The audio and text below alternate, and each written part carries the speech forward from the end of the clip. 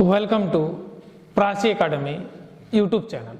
आशा करते हैं कि आप लोगों की पढ़ाई लिखाई अच्छी चल रही है, साथ ही साथ आप बोर्ड एग्जाम की भी तैयारी जोर शोर से कर रहे होंगे। पिछले क्लास में हम लोगों ने relationship between internal resistance, terminal voltage और ईएमएफ का देखा, साथ ही साथ सीरीज कॉम्बिनेशन ऑफ सेल देखा। जो battery combination of cell battery होता है तो उसमें हम लोग सीरीज कॉम्बिनेशन डिटेल से देखा। इसमें से आप सभी स्टूडेंट का बहुत सारा प्यार मिला, उसके लिए सभी स्टूडेंट को थैंक्स।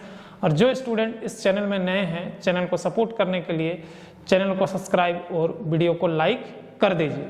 चलिए टॉपिक को कंटिन्यू करते हैं। तो पिछले क्लास में हम लोगों ने कॉम्बिनेशन ऑफ सेल में सीरीज कॉम्बिनेशन देखे थे। आज हम लोग पैरेलल कॉम्बिनेशन को देखेंगे, ठीक है। तो पैरेलल कॉम्बिनेशन में देखिए यहाँ पर फिगर बना दी है कि सारा सेल को पैरेलली जोड़ दिया गया है। मतलब कि सारा सेल का पॉजिटिव टर्मिनल एक तरफ और सारा सेल का नेगेटिव टर्मिनल को एक तरफ जोड़ दिया गया है, उसके साथ एक लोड रेजिस्टेंस को जोड़ दिया गया है। लेकिन प्रत्येक सेल में आपको स्मॉल आर दिखाई दे रहा है। ये क्या हमारा इंटरनल रेजिस्टेंस है।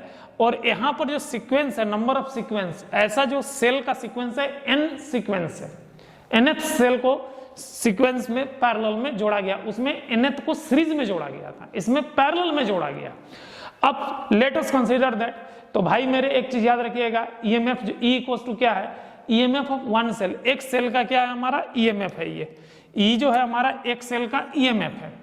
आर क्या है, internal resistance of one cell, internal resistance of one cell. RL क्या है, लोड रेजिस्टेंस, ई वाला लोड रेजिस्टेंस है। और n नंबर ऑफ सीक्वेंस, यहाँ डॉटेड करके दिए हैं, देखो तो नंबर ऑफ सीक्वेंस है कि इसमें n सेल पैरेलली कनेक्टेड है। तो टोटल ईएमएफ ऑफ सर्किट्स, इस सर्किट का टोटल ईएमएफ क्या होगा। तो सवाल है मेरे भाई, याद रखिएगा, पैरेलल कॉम्बिनेशन में वोल्टेज हमारा इक्वली नेचर का होता है।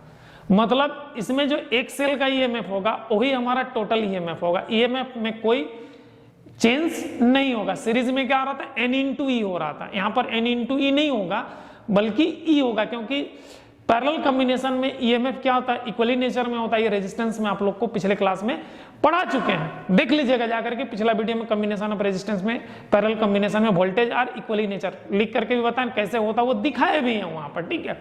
तो वो इक्वली नेचर है, इसलिए हमारा वोल्टेज बदलेगा नहीं। हमारा जो एक सेल का वोल्टेज होगा वही हमारा टोटल सर्किट का ईएमएफ भी होगा। टोटल इंटरनल रेजिस्टेंस, तो अगर सारा इक्वली नेचर का रेजिस्टेंस अगर पैरेलली रहता है तो पैरेलल कॉम्बिनेशन में आपको मैं बता चुके हूं, R बाई एन, माने कि value of one resistance divided by number of resistance. तो internal resistance Ri equals to R by N हो जाएगा। तो टोटल सर्किट रेजिस्टेंस, तो जो हमारा इंटरनल रेजिस्टेंस इक्विवेलेंट आता है वो लोड के साथ सीरीज हो जाता है। लोड के साथ क्या हो जाता है हमारा, सीरीज हो जाता है। तो क्या RL plus R by N हो जाएगा यहाँ पर, ठीक है। क्लियर हो गया यहाँ तक। उसके बाद मेरे भाई according to Ohm's law, Ohm's law क्या कहता है, I equals to V by R. I equals to क्या है, V बाई आर। तो यहाँ पर I क्या है, लोड करंट है। तो I के जगह पे IL, V का वैल्यू क्या निकला है, E निकला है। और total resistance RL plus R by N आया। इसको एलसीएम करेंगे तो ये n पलट करके ऊपर चला जाएगा। तो IL equals to n into E divided by n into RL plus R है। मतलब ये भी एक मेन इक्वेशन तो ये है, ठीक है। इसमें आपको देखिए मल्टीप्लाई दिखाई दे रहा है, तो बोलिएगा कि आप सर बोले थे कि ई में तो n मल्टीप्लाई नहीं था, मल्टीप्लाई कैसे आया। तो एक्चुअली में इसको एलसीएम लेने के बाद यहाँ पर n मल्टीप्लाई हो गया, तो इसीलिए वो उलट गया है। नीचे फ्रैक्शन के नीचे फ्रैक्शन है तो उलट जाता है। एक्चुअली में वोल्टेज में n मल्टीप्लाई नहीं आता है, वो लोड रेजिस्टेंस का वैल्यू है हमारा। तो ये हमारा पैरेलल कॉम्बिनेशन का इक्वेशन है। और याद रखिएगा किसका, सेल का। और इस कनेक्शन का, जो पैरेलल कनेक्शन का यूज कहाँ किया जाता है, हाई करंट और लो वोल्टेज सर्किट्स।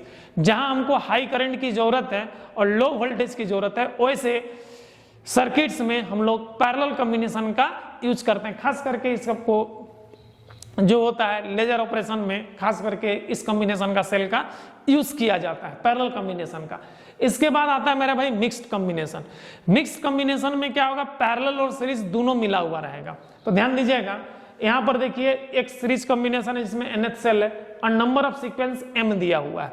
तो देखिए यहाँ पर प्रत्येक सेल का जो ईएमएफ है वो हमारा E है। प्रत्येक सेल का ईएमएफ क्या है हमारा, E है, याद रखिएगा यहाँ पर, ठीक है। तो प्रत्येक सेल का ईएमएफ E है। एक सीक्वेंस में नंबर ऑफ सेल n है और ऐसा सीक्वेंस हमारा m है।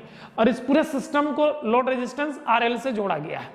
तो भाई फिगर का एक्सप्लेनेशन से क्या होगा, देखिए E equals to EMF of one cell, एक सेल का EMF हो गया। R इक्वल्स टू क्या हो जाएगा, internal resistance of one cell, एक सेल का इंटरनल रेजिस्टेंस है। N equals to number of cell in one sequence, मतलब इस एक सीक्वेंस में कितना सेल है हमारा, n सेल है, तो प्रत्येक सीक्वेंस में हमारा n सेल है, याद रखिएगा। तो number of sequence cell in one sequence. और m क्या है हमारा, नंबर ऑफ सीक्वेंस। यहां पर देखिए 1 2 3 4 एरा पे डैश डैश डैश डाले हुए हैं, तो कितना सीक्वेंस है हमारा, m सीक्वेंस है। तो RL इक्वल्स टू क्या है, लोड रेजिस्टेंस। RL को यहां पर कंसीडर किया किए हुए लोड रेजिस्टेंस। यहीं पर आपका IL का कैलकुलेशन करना है, यहीं पर IL का क्या करना है, आपको कैलकुलेशन करना है। तो internal resistance in one sequence, तो एक सीक्वेंस में सारा इंटरनल रेजिस्टेंस क्या है, सीरीज में है मेरे भाई। तो सीरीज में है तो क्या होगा, R dash R prime equals to क्या आ जाएगा, N into R। Total internal resistance, अब टोटल इंटरनल रेजिस्टेंस क्या होगा, सबका N इंटू R, ये भी N इंटू R है। देखिए इस सीक्वेंस का भी वैल्यू N इंटू R है, इस सीक्वेंस का भी वैल्यू N इंटू R है, इस सीक्वेंस का भी वैल्यू N इंटू R है, इस सीक्वेंस का भी वैल्यू N इंटू R है। और ऐसा ऐसा M सीक्वेंस है, सबका वैल्यू सेम है, तो क्या आ जाएगा, N into R divided by M, ये हमारा पैरेलल कॉम्बिनेशन का है। तो टोटल इंटरनल रेजिस्टेंस हमारा ये आ जाएगा, N into R divided by M, जहां M क्या है हमारा नंबर ऑफ सीक्वेंस है। अब टोटल सर्किट रेजिस्टेंस क्या होगा, तो ये जो टोटल इंटरनल रेजिस्टेंस आया वो लोड के साथ सीरीज में जुड़ा हुआ है, तो RL plus N into R by M। अब देखिए EMF ऑफ वन सीक्वेंस क्या है, N इंटू E होगा। तो टोटल EMF, तो एक सीक्वेंस का वैल्यू हमारा निकल गया N इंटू E, इसका भी N इंटू E निकल गया, इसका भी N इंटू E निकल गया, इसका भी N इंटू E निकल गया। इसके बाद जो N इंटू E आ रहा है वो सारा पैरेलली कनेक्टेड। पैरेलली में वोल्टेज क्या होता है हमारा, पैरेलल में इक्वली नेचर होता है, तो वोल्टेज तो बदलेगा नहीं। तो सर्किट का जो एक सीक्वेंस का जो वोल्टेज होगा, ठीक है, वही वोल्टेज टोटल सर्किट का भी होगा। तो हमारा टोटल EMF क्या होगा, N इंटू E होगा। अब यहाँ पर ओम्स लॉ लगा देंगे। According to Ohm's law I equals to V by R, तो I के जगह पे IL, total EMF N into E, total load resistance, यहाँ पर टोटल सर्किट रेजिस्टेंस लग गया यहाँ पर, ठीक है।